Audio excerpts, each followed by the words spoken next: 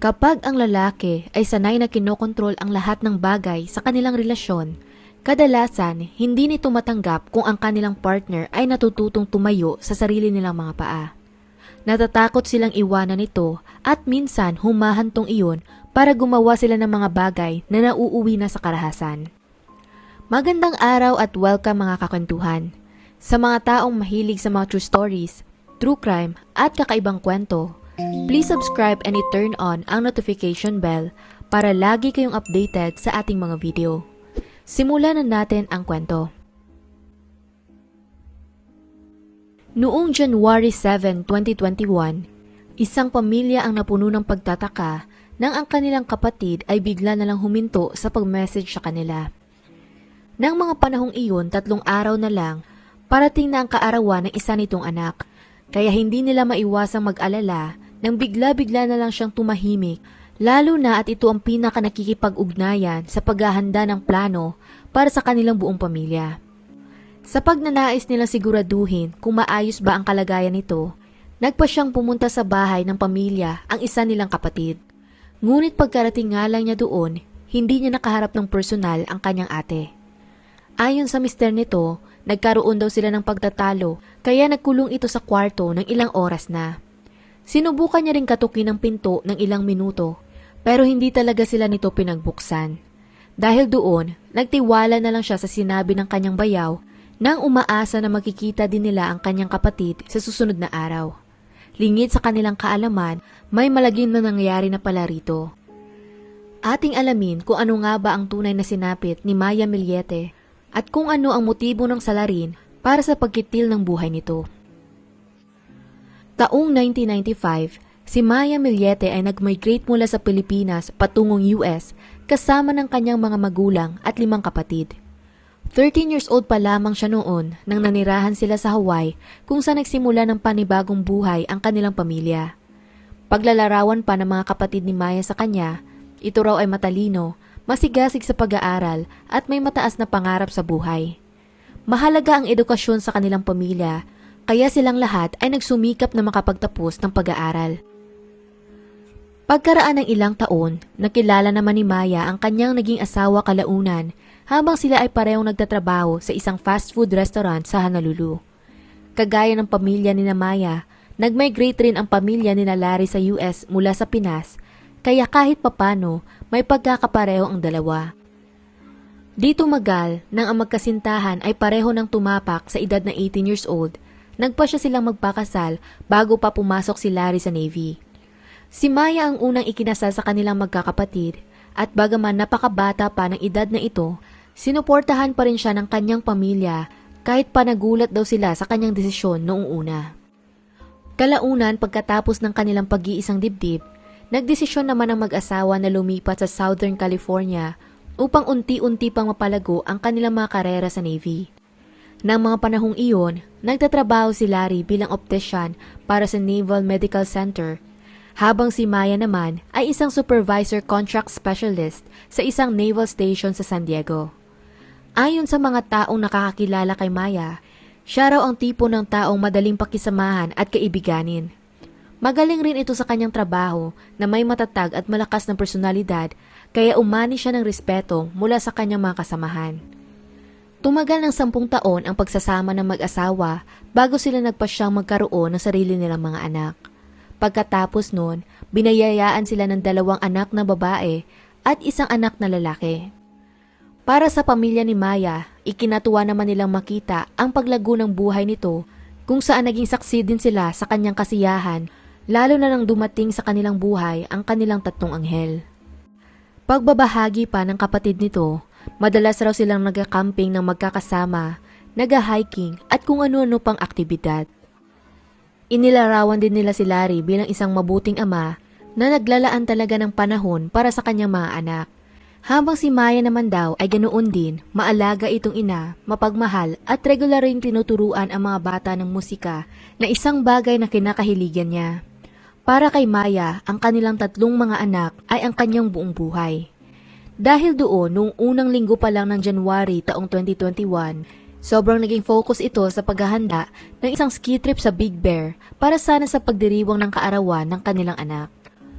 Sa makatuwid, noong January 7, nang bigla na lang itong tumigil sa pakikipag-usap sa kanila, mabilis na nakaramdam ng pag-aalala ang kanyang mga kapatid.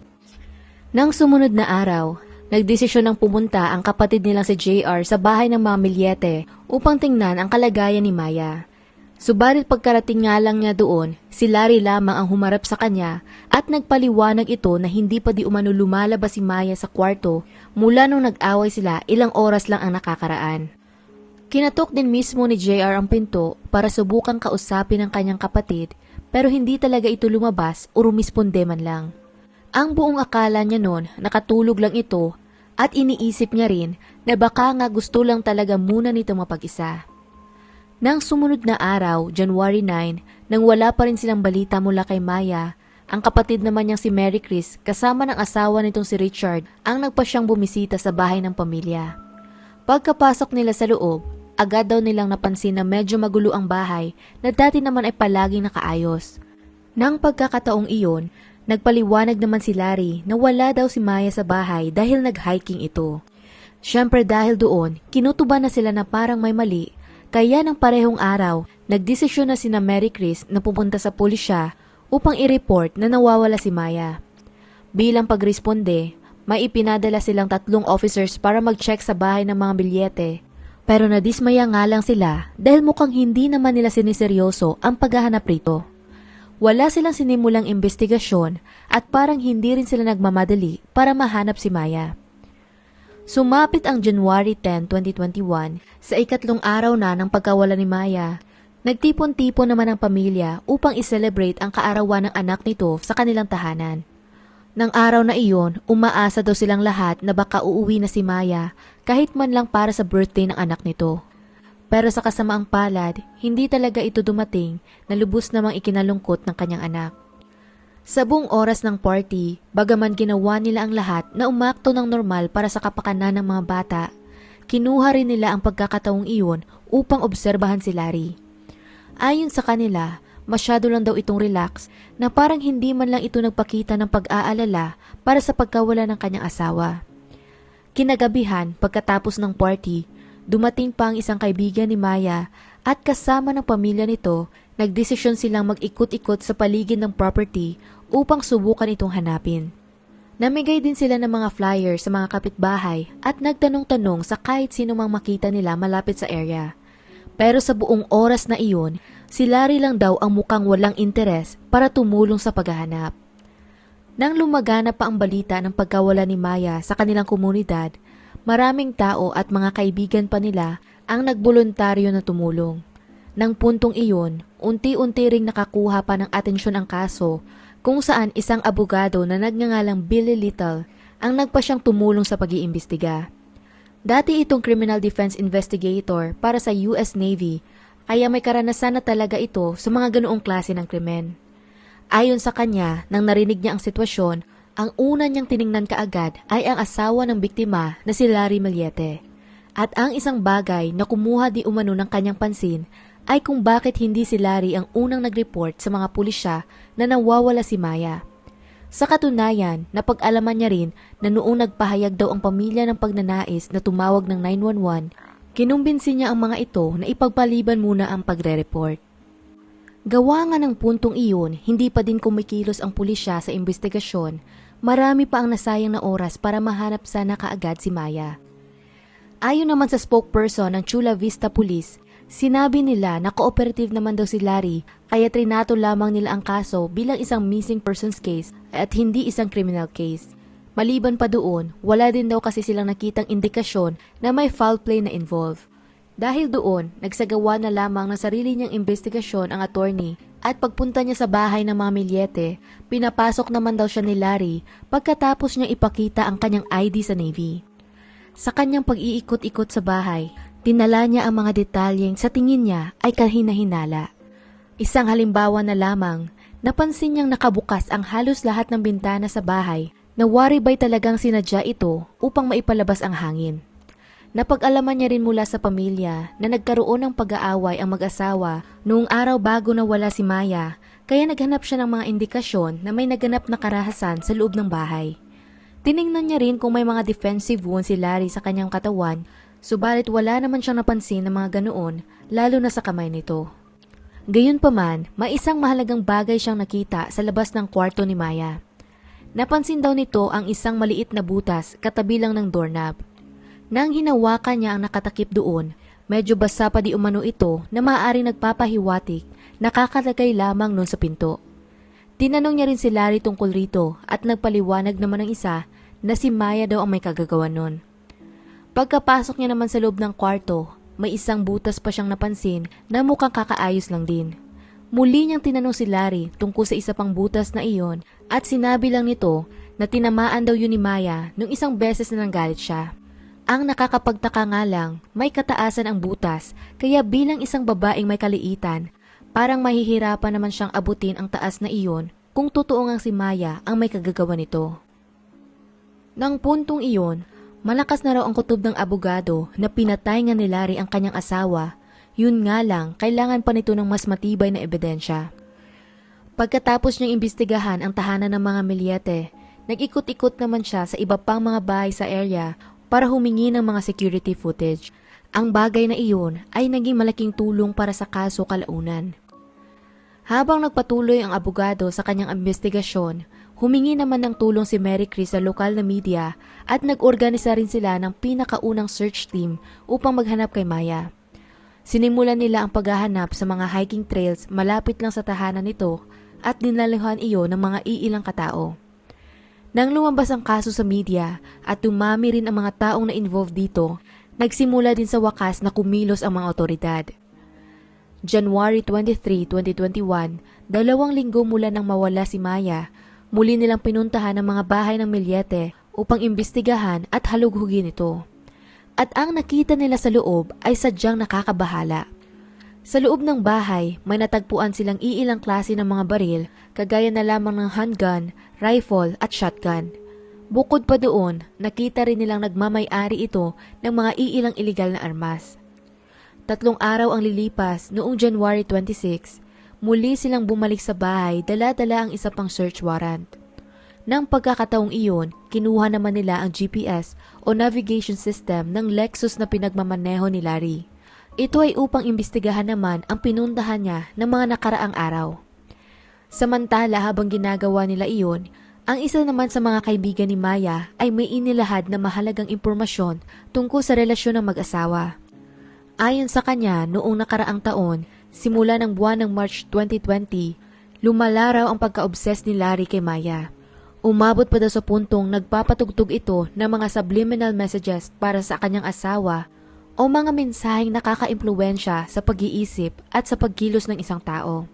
Ginawa niya iyon sa pagnanais na maging isa itong perpektong asawa ayon sa kanyang pamantayan at dagdag pa nila, bigla-bigla na lang daw itong tumutunog kahit saan man siya pumunta. Kaya para sa kanya, kahina-hinala talaga ang biglaang pagkawala nito dahil hindi daw talaga iiwan ni Maya ang kanyang mga anak ng ganun-ganun na lang. Naniniwala rin siya na kung ano man ang nangyari, sigurado may kinalaman si Larry doon. Pagkalipas ng 1 buwan mula ng pagkawala ng kanyang asawa, kumuha naman si Larry ng abogado at tumanggi na rin itong makipagtulungan sa mga otoridad. Samantala, nagsalita naman ang mga iba pang mga kaibigan ni Maya. Nagsasabing nagsimula daw ang gulo sa pagsasama ng mag-asawa noong taong 2020 lamang. Nang panahong iyon, madalas raw na tumawag si Larry sa pamilya ni Maya upang humingi ng tulong para pumagitna na sa pag-aaway nila. Pagrereklamo pa nito, nagkakaroon daw ng midlife crisis si Maya kaya madalas itong lumalabas kasama ng kanyang mga kaibigan at parang nagbubuhay dalaga. Pero depensa naman ni Maya, hindi raw siya ang may problema kundi si Larry. Pagbabahagi din ng mga kaibigan nila, napansin nilang masyado raw controlling si Larry pagdating sa bawat kilos ng kanyang asawa. Isang halimbawa na lamang nang hindi makontak ni Larry si Maya habang ito ay nasa trabaho, sobra raw itong napapraning at parang hindi mapakali. At nang nagkausap na ang dalawa, pinagalitan niya si Maya kung bakit ang tagal nitong nakarating sa trabaho, mabilis lang naman daw dapat ang kanyang biyahe. Inakusahan niya rin ito na baka may kausap lang daw na iba si Maya kaya siya natagalan. Para kay Larry, nais niyang manatili si Maya kagaya ng dati na nakadepende lamang sa kanya at sumusunod sa kahit anumang sabihin nito. Pero sa paglipas ng panahon, nagkaroon din naman ng paglago ang karera ni Maya at mas naging matatag ito kumpara sa dating siya. Yun nga lang, iyon mismo ang mga bagay na hindi gusto ni Larry kaya nagbago din ang pagtrato niya sa kanyang asawa. Kaya sa mga sumunod na buwan, lalo pang hinigpitan ni Larry ang pagkontrol kay Maya kung saan inuusisa na rin niya kung ano ang mga pinagkakagastusan nito at pinasok na din niya ang lahat ng social media accounts ng kanyang asawa. Para sa kanya, dapat alam niya ang bawat kilos nito at lalong-lalo na kung sino ang kanyang mga nakakausap. Dahil naghihinala naman siya na may lalaki si Maya sa trabaho, ilang beses niya rin itong inakusahan ng pagtataksil. Umabot pa nga sa puntong nag-send siya ng iilang email sa boss ni Maya, nagsasabing nangangaliwa daw ito. Ginawa niya iyon sa kagustuhan niyang matanggal ang kanyang asawa sa trabaho. Ang parehong kwentong iyon ay siyang sinasabi niya rin sa lahat ng pamilya ni Maya na may lalaki daw ito, makasalanan at bigla na lang nagbago. Humihingi rin siya ng tulong sa kanila na maibalik ito sa tamang landas habang pinipwersa ang kanyang asawa na pumunta sa simbahan. Ang larawang ito ay halimbawa na lamang sa mga mensaheng sined niya sa pamilya ni Maya kung saan nagko-quote pa ito ng mga verse mula sa Biblia. Sa kanyang mga sariling salita pa, desperado na daw siya at pakiramdam niya, tinutukso na siya ng demonyo para gumawa ng masama. Nang mga panahong iyon, nag-alala na rin ang mga kapatid ni Maya para sa kanya dahil napansin nga nilang lalo lang lumala ang gulo sa pagsasama ng mag-asawa. Ipinaabot nila ang mga concern na iyon kay Maya na pinakinggan naman ito. Ang alam lang daw nila, handa nang mag-move on ang kanilang kapatid sa kanyang buhay at sinuportahan naman nila ang desisyon niyang iyon. Sa huling mga buwan ng taong 2020, lumala pa ang desperasyon ni Larry na mapanatili si Maya sa kanyang piling na kinonsidera na rin ito ang pagpapakulam o pagpapaorasyon para lamang makuha ang kanyang kagustuhan. Nag-research ito sa internet kung saan nakakita siya ng mga taong tuturuan ka daw gumawa ng orasyon para ma-inlove ang isang tao sa iyo kapalit ng konting pera. Yun mismo ang kanyang ginawa at sinunod niya ang orasyon na iyon kung saan gumawa siya ng parang isang altar at inilagay doon ang larawan nila ni Maya. Pinalibutan niya rin ito ng kandila at sinabuyan ng dugo. Naniniwala siyang pag ginawa niya iyon, titibay na ang kanilang pagsasama at tatagal ito ng panghabang buhay. Ang larawang ito ay nakuha mismo ng pulisya mula sa kanyang cellphone. Ayon pa sa investigasyon, lumalabas din na maraming spellcasters pala ang kinausap ni Larry at nag-iwan pa nga ito ng mga review na makikita lang din online. Dumating ang buwan ng December, hindi na natutulog sa iisang kwarto ang dalawa dahil hindi nakampante si Maya na makasama ito. Pero ilang araw lang ang lilipas, may mahahanap namang speaker si Maya sa kanyang kwarto at nang kinompronta niya si Larry tungkol doon, inamin nito na nagpapatugtog siya ng mga subliminal messages kapag natutulog si Maya, kagaya na lamang ng isang ito. Pagka-discovery niya noon, agad na nag-message si Maya sa kanyang kaibigan, sinasabing tapos na talaga ang pagsasama nilang mag-asawa.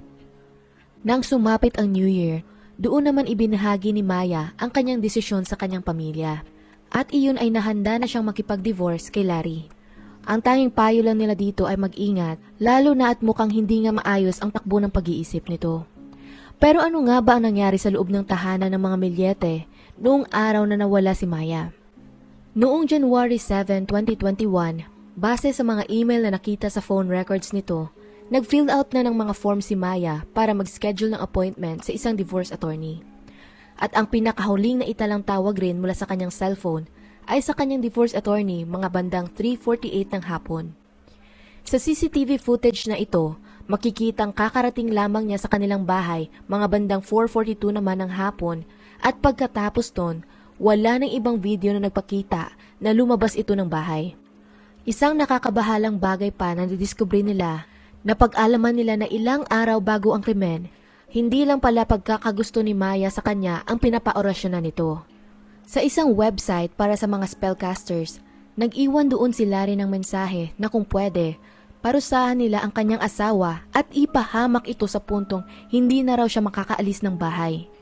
Siguro iniisip niya na kung magkakasakit o magkakaroon ng kapansanan si Maya, babalik na ito sa dati at muling aasa sa kanya. Noong araw na iyon, nagpadala din ng maraming email si Larry sa mga spellcasters, nagsasabing sa tingin daw niya, gusto talaga ng asawa niya na mapuno siya. Nanginginig na di umano ang kanyang katawan na parang malapit na siyang mawala ng pait. Base naman sa salaysay ng isang kaibigan ng mag-asawa, hindi daw iyon ang unang beses na nag-snap si Larry. Dahil sa katunayan, may isang pagkakataon raw dati na sobrang nagalit ito at sinakal niya si Maya hanggang sa nawalan ito ng malay. Ang bagay na iyon ay hindi pala nabanggit ni Maya sa kanyang pamilya at malamang iyon ay dahil daw ayaw niya mag-alala sila sa kanyang kalagayan. Siguro paraan niya rin iyon upang protektahan ang reputasyon ni Larry at gayon din ang kanilang pamilya, lalo na ang kanilang mga anak. Kaya kung titingnan ang sitwasyon, makikita mong ginagamit talaga ni Larry ang kanilang pamilya, mga anak, trabaho at relihiyon laban kay Maya para lamang mapanatili ito sa kanilang pagsasama bago siya sumubok na gumamit ng mga orasyon. Sa makatuwid, hindi malabong nangyari na noong gabi nang nalaman niyang makikipaghiwalay na si Maya sa kanya, hindi niya ito nakayanan at doon na niya isinagawa ang krimen.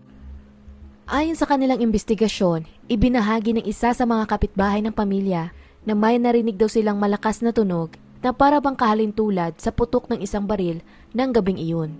Sa katunayan, hindi lang nila ito narinig kundi na-i-record pa talaga ang tunog na iyon sa kanilang surveillance system mga bandang 10:00 ng gabi.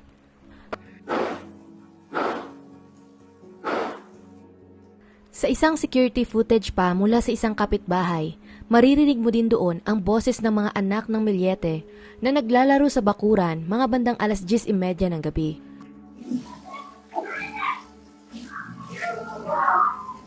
Kaya kung iisiping mabuti, nakakapagtaka talaga kung bakit naman nahayaan ng mag-asawa ang kanilang mga anak na maglaro sa labas ng ganoong oras kung alam naman nilang malamig na nga ang panahon at may mga pasok din ang mga ito sa eskwelahan kinabukasan. Kaya hinala nila, iyon ang oras na iniligpit ni Larry ang katawan ng kanyang asawa pagkatapos niya itong patayin. Kinabukasan sa isa pang kamera, mga bandang 5:58 ng umaga, makikita naman si Larry na pinaparada ang kanyang Lexus sa garahe na wari ba'y may hinahakot itong gamit. Pagkatapos noon, nagmaneho ito paalis ng bahay mga bandang 6:45 AM at tumagal ng 11 hours at kalahati bago ito muling umuwi sa kanilang tahanan. Marahil iyon ang panahon na itinago niya ang katawan ni Maya sa kung saan mang lugar. Dahil sa mga ebidensya, noong May 21, 2021, pinangalanan na ng korte si Larry Millete bilang ang pangunahing person of interest sa pagkawala ni Maya. Tumagal pa ng halos 5 buwan bago sa wakas noong October 19, inaresto din ito ng pulisya para sa kasong pagpatay sa sarili niyang asawa. Siyempre, bagaman ikinatuwa ng pamilya ang balitang ito, hindi naman nila mapigilang umiyak dahil kahit papano, umaasa pa rin silang mahahanap nila ng buhay si Maya. Yun nga lang sa ngayon, kailangan na nilang tanggapin ang katotohanan na wala na ang kanilang kapatid. Ang isang bagay pa na masakit para sa kanila, ang mismong mister ni Maya ang pumatay rito, na siyang lalaking 2 dekada ng kasama ng kanilang pamilya at minahal din ng lubos ng kanilang kapatid. Kaya ang tanging hiling lang nila ngayon, makita na ang mga labi ni Maya upang mabigyan nila ito ng maayos na libing. Ang mahirap lang, hindi nagsasalita si Larry tungkol dito, kaya wala silang ibang magawa kundi hanapin ito sa sarili nilang pagsusumikap. Base naman sa analysis ng navigation system ng sasakyan ni Larry noong January 8, 2021, ito raw ay may 2 oras at kalahati mula sa kanilang bahay bago siya nag-input ng address upang magmaneho pabalik sa kanilang tahanan. Kaya may malaking posibilidad na sa layong iyon niya itinago ang katawan ni Maya. Sa makatuwid, naging sapat na rin itong impormasyon para paliitin ang lugar na kanilang tinitingnan base na din kung alin doon ang pinakapamilyar para kay Larry. Halimbawa na lamang ay ang mukhang disyerto na area na ito kung saan dati na silang nag-hike na mag-asawa. Sa mga sumunod na araw, ilang daang volunteer ang tumulong sa paghahanap kay Maya pero sa kasamaang palad, kahit ilang buwan at taon na ang lumipas, hindi pa rin nila ito nahanap. Sa kabila nun, nangangako naman ang pamilya nito na hindi sila susuko kahit gaano pa katagal ang kinakailangan para maibalik lang si Maya sa kanila. Noong November 2021, nag-file naman ang kampo ni Larry ng mga additional na dokumento nagsasabing pinapanindigan nito na buhay pa daw si Maya at kusa itong umalis ng kanilang tahanan. Ipinapalabas niya rin doon na may pagka-wild daw si Maya na klase ng babae, mahilig pumarty at magpakalasing. Pinapanindigan niya din na malamang may dinedate lang daw itong iba't ibang lalaki sa kung saan, kaya kung sakali mang may nangyari di umano dito, hindi daw siya ang may kagagawan nun kundi malamang ay ibang tao. Sa kasalukuyan, naghihintay pa rin si Larry Mellete sa kulungan para sa paglilitis ng kaso na magsisimula sa susunod na taon pa, January 6, 2025. Subalit sa kanyang preliminary hearing, nagplead na ito ng not guilty sa kaso ng murder at illegal possession of an assault weapon. Bagaman hindi pa rin nahahanap ang katawan ni Maya, matibay pa din naman ang mga ebidensya laban sa kanya at hindi rin ito kailangan para makonvict ang isang tao sa kasong murder. Sa makatuwid, may malaking pag-asa talaga na mapaparusahan ito sa ginawa niya sa kanyang asawa at kung siya ay mapapatunayang guilty sa korte, pwede siyang makatanggap ng sentensyang hindi bababa sa 25 years o hanggang sa habang buhay na pagkakakulong. Sa ngayon, ang mga anak ni Maya ay naninirahan pa din sa bahay nilang mag-asawa at sila ay nasa ilalim ng pangangalaga ng mga magulang ni Larry. Ang nakakalungkot lang doon, mula nang nakulong ito, pinigilan niya nang makalapit ang pamilya ni Maya sa kanilang mga anak. Buti na lang pagkalipas ng halos 9 na buwan na hindi nila ito nakikita, binigyan naman ng korte ng visitation rights ang pamilya noong November 2021. Pero hanggang ngayon, ipinaglalaban din ng kapatid ni Maya na makuha nila ang kustodiya ng mga bata mula sa mga magulang ni Larry. Nakakalungkot man ang naging katapusan ng kasong ito, pero naniniwala pa rin ako na mananaig ang hustisya sa huli. Si Maya ay isang mabuting ina na lubos na minamahal ang kanyang pamilya. Sa kasamaang palad nga lang, ang pagnanais niyang umunlad bilang isang individual ay hindi nagustuhan ni Larry. Ang tanging gusto niya lang ay mapanatili si Maya sa ilalim ng kanyang kontrol at nawala itong ibang maaasahan kundi siya lamang.